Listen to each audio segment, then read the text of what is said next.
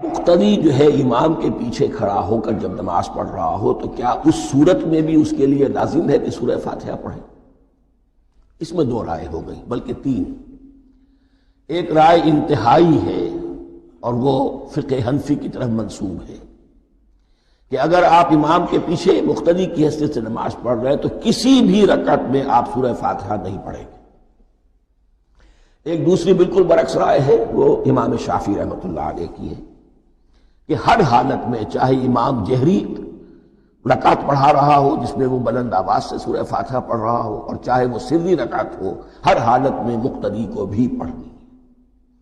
ایک تیسری رائے بین بین ہے، وہ امام مالک کی ہے رحمۃ اللہ علیہ، کہ جو سری رکعت ہے اس میں کہ امام بھی خاموشی سے پڑھ رہا ہے، مقتدیوں کو بھی پڑھنی چاہیے۔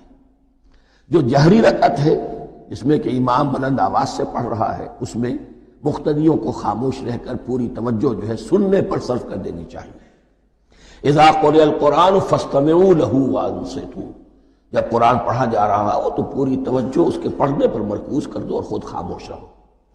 میرے اپنی رائے میں یہ تیسری رائے سب سے زیادہ صائب ہے، اور اس میں کسی طرح کی بھی کوئی پیچیدگی پیدا نہیں ہوتی۔